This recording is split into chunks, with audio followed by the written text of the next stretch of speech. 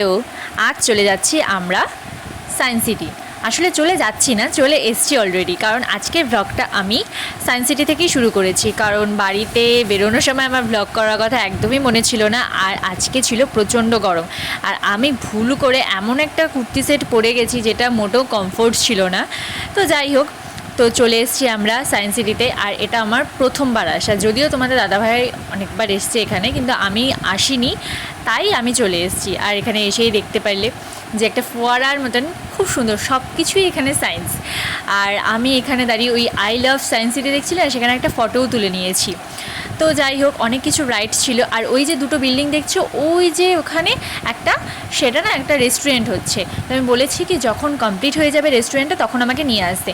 তো এখানে প্রবেশ মূল্য দুজনের 70 টাকা করে, আর যদি তোমরা এক্সট্রা রাইড নাও সেটার জন্য আলাদা চার্জেস দিতে হবে। তো আমরা একটাই রাইড নিয়েছিলাম, সেটা হচ্ছে এই যে এটা, মানে ইভলিউশন অফ লাইফ, মানে কি করে আমাদের পূর্বপুরুষ থেকে আমরা উৎপত্তি হয়েছি, মানে আমাদের পুরো জীবনটা সেই বৃত্তান্ত একটা রাইড। এখানে তোমরা দেখতেই পাচ্ছ, কারণ অনেকটা আমি ভিডিওটা করেছি, কিন্তু আমি যদি স্পিডে না দেখাই ভিডিওটা অনেকটা লেন্দি হয়ে যাবে। আর অত লেন্দি ভিডিও দেখতে আশা করি তোমরাও পছন্দ করবে না, তাই আমি যতটুকু পারছি তোমাদেরকে দেখিয়ে দিচ্ছি। হ্যাঁ, সেটা স্পিডের সাহায্যে। এই রোটাতে দেখা যাচ্ছে যে কি করে মানুষের উৎপত্তি হয়েছে, ঠিক আছে। আর যে রাইডটাতে আমরা চড়বো আপাতত, সেটা হচ্ছে 4600 মিলিয়ন থেকে 330 মিলিয়ন বছর আগের রাইড। তো আমরা রাইডে উঠে পড়েছি, আর একটু তোমাদের সাথেও কেত মেরে নিলাম। তো যাই হোক, আর এটা হচ্ছে ডার্ক রাইড, মানে ভেতরে একদম গা ছমছম করছিল, মানে মনে হচ্ছিলো যে সত্যিকারের পশু পাখির আওয়াজ হচ্ছিল। আওয়াজগুলোকে আমি মিউট করে দিচ্ছি, কারণ আমি যদি মিউট না করি তোমরা আমার ভয়েস ওভারটা শুনতে পারবে না।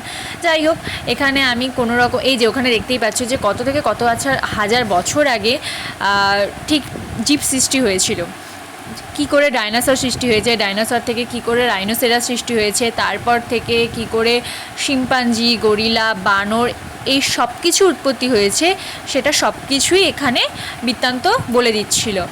তো ওই বৃত্তান্তটা তোমরা বুঝতেও পারতে না, কারণ আমরাও বুঝতে পারিনি, কারণ প্রথমত প্রচণ্ড আওয়াজ হচ্ছিলো আর অনেকটা স্পিডেই বলছিল। তো তোমরা দেখে নাও, দেখলেই আশা করি বুঝতে পারবে যে কি করে ভিডিওটা হচ্ছে। আর এখানে দেখো ওই ডাইনোসরটা কীরকম হা করছে, সত্যিই ভয় লাগছিলো। মানে আর সবথেকে বড় কথা, এত ভেতরটা ঠান্ডা ছিল বলার মতো না। আর একটু পরে আমরা চলে যাব সত্যিকারের আইস যুগে, মানে তখনের প্রাণী, তখনকার মানুষের মানে প্রাণীদের জীবনযাত্রা কীরকম ছিল, তারা কি করতো, সেটা এখানেও বলা আছে বা ওরা বলছিল এবং দেখানো আছে। সত্যি এই রাইডটা এই কারণেই নিয়েছি, কারণ আমি আরেকজনের ব্লগে দেখেছিলাম, তো সেই কারণে আমি ভেবেছিলাম যে গিয়ে আর কিছু রাইড নিই চাই না নিই, এই রাইডটাতে আমি চড়বই। আর আরেকটা রাইড ছিল টাইম মেশিন। তো আমি তোমাদের দাদাভাইকে বলে রেখেছি যে আর কোনো দিনও যদি যেতে পারি তাহলে হয়তো সেই রাইডটাতে চলবো, কারণ ওটার কোনো বাস্তবতা নেই, কিন্তু এটা দেখে অনেক কিছু শেখার আছে। আর বাচ্চাদের এই জিনিসটা খুব ভালো লাগবে আমার মনে হয়। শুধু বাচ্চাদের এই জিনিসটা না, সায়েন্স সিটিতে আরও যে কোনো কটা জিনিস আছে, সে কটা জিনিসই ভালো লাগবে। আর এটা ওইটা রাইডটা শেষ হয়ে যাওয়ার পর আমি তোমাদেরকে দেখিয়ে দিলাম অনন্তকূপ। আর এখানে দেখো সুইচ দিলেই কি সুন্দর তরঙ্গ সৃষ্টি হচ্ছে, মানে কি করে তরঙ্গের সৃষ্টি হয় সব কিছু এখানে প্রত্যেকটা সুইচ দিয়ে দিয়ে আমি ট্রাই করছিলাম, সবগুলো ভিডিও করা হয়নি। আর এটা দেখো ওই গোলকটা এখান থেকে একদম সেজে ওইখানে চলে আসবে, মানে এত সুন্দর। আর এটা হচ্ছে পিয়ানো, মানে হেঁটে গেলে একটা পিয়ানোর সৃষ্টি হবে, আওয়াজের সৃষ্টি হবে। প্রচণ্ড ভালো লেগেছে আমার, কিন্তু কিছু কিছু সুইচ না এখানে কাজ করছিল না, জানি না কেন, হয়তো বা কিছু বন্ধ রেখেছে ওরা নিজেরাই। তো প্রত্যেক কটা জিনিস আমার খুব ভালো লেগেছে যতটুকু দেখতে পেরেছি। আর ওখানে রোপওয়েও ছিল, কিন্তু রোপওয়েতে আমি যাইনি, আমার নিজস্ব মানে আমার নিজের একটু ভয় লাগে। যাই হোক, আমি বললাম তো তোমরা যদি যেতে চাও অবশ্যই যেতে পারো, খুব ভালো লাগবে। আর কিন্তু সবথেকে বড় কথা কি, ওখানকার ভেতরের যে খাবারের জিনিসের দাম না, সেটা অত্যাধিক। মানে একটা নর্মাল কুলফি, যেগুলো বাইরে কোয়ালিটি ওয়ালসই বলো, মানে কোয়ালিটি ওয়ালসের না মোটেও, নর্মাল কুলফি যেগুলো রাস্তা দিয়ে যায়, সেগুলো যেমন 20 টাকা, হায়েস্ট 20 টাকা থাকে, 10 থেকে 10-15 বা 20-র মধ্যে থাকে, সেখানে ওটা নিচ্ছিল 50 টাকা, মানে 30 টাকা বেশি নিচ্ছিল। তো আমি খাইনি, কারণ আমি ঘর থেকেই হচ্ছে জলের বোতল আর হচ্ছে আমার কোল্ড ড্রিঙ্কস সব নিয়ে গেছিলাম, কারণ আমি জানতাম আমার বাবা মানে শ্বশুরমশাই বলে দিয়েছিল যে ওখানে কিন্তু জিনিসপত্রের খুব দাম হবে। আর সত্যিই তাই। ইভেন সবথেকে খারাপ লেগেছে একটাই জিনিস, সায়েন্স সিটির আশেপাশে কোনো মানে রেস্টুরেন্ট নেই, আর যেগুলো আছে সেগুলো অনেকটা দূরে দূরে। আর আমার মানে সত্যি কথা বলতে এত ভালো লাগছিল না দূরে যেতে, তাই তারপরেও হাওড়াতে এসে খাওয়া দাওয়া করে তারপরে আমরা ট্রেনে উঠে বাড়ি এসেছি। তো যাই হোক, আর এখানে দেখো মিররে আমি একটু দেখে নিচ্ছিলাম নিজেকে, কারণ অনেকক্ষণ নিজেকে দেখিনি। আর চশমা পরে আমাকে না সত্যি কথা একটু অদ্ভুতই লাগছিলো, খুব একটা ফটো আমার ভালো আসেনি, জানি না কেন।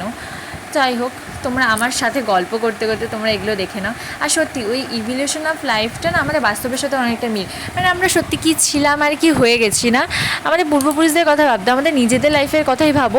ছোটোবেলায় একটা অন্যরকম ছিলাম, তারপর আস্তে আস্তে যত বড় হচ্ছি জীবনে লাইফে কমপ্লিকেটেড বাড়ছে, মানে এত কমপ্লিকেশন লাইফে বলার বাইরে না।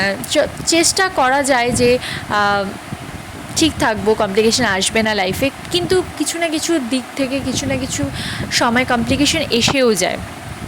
তো যাই হোক, আমাদের বাস্তব জীবনের সাথে সব কিছুই কিন্তু জড়িত, মানে আমরা যাই দেখি বা যাই সে করি সেটা যদি একটু ভাবি, সেটা দেখা যাবে যে আলটিমেটলি সেটা আমাদের বাস্তব জীবনের সাথেই জড়িত। যাই হোক, এখানে অনেকগুলো মিররে দেখো, এটাতে আমাকে উল্টো লাগছে, আর এটাতে দেখো আমাকে কীরকম খাটো লাগছে, আর পাশেরটাতে একটু অত্যাধিকই লম্বা লাগছে, যেখানে আমার মুখটাই আসছিলো না। এটাতে দেখো, মানে এরকম মোটা হলে তো হয়েই যেত আমার, আর সব থেকে বাজে লাগতো। আর এটা রিফ্লেক্ট হচ্ছে, আমার খুব ভালো লেগেছে এই জিনিসগুলো, কারণ অনেকক্ষণ পর আয়নায় নিজেকে দেখতে পেরেছি। আর এটাও আমি করছিলাম, মানে লক সিস্টেম করছিলাম। আর এখানে প্রচুর ধরনের মাছ আছে, সবগুলো মাছের নাম আমি জানি না, কিন্তু তোমাদেরকে ভিডিও সাহায্যে দেখিয়ে দিলাম। যাই হোক, আমার প্রত্যেকের সাজেশন, যদি তোমরা ঘুরতে যেতে চাও ছুটির দিনে তো একবার ঘুরে আসতে পারো, খুব ভালো। এখন হ্যাঁ, তোমাদের ইচ্ছা মতো তোমরা কী কী রাইড নিতে চাও ওখানে লেখাই থাকে প্রবেশ মূল্যের ওখানে, অনেকেই হয়তো জানো, বা যারা জানো না তাদেরকে বলে দিচ্ছি,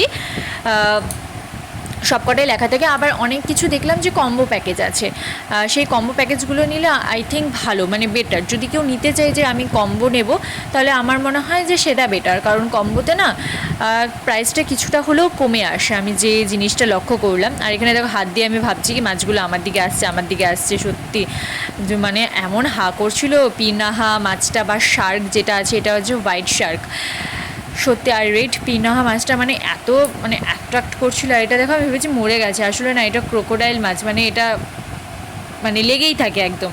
তো যাই হোক, ভালো লেগেছে আমার, সত্যি খুব ভালো লেগেছে। আর তারপর না সব কিছু ছাদে এমন হাওয়া দিচ্ছিলো, ছাদে এসে আমি একটু নিজের ভিডিও বানিয়ে নিয়েছি। ওই ভিডিওটা আমি পরে ভেবেছি যে ইনস্টাগ্রামে ছাড়বো, তোমরা কিন্তু দেখো।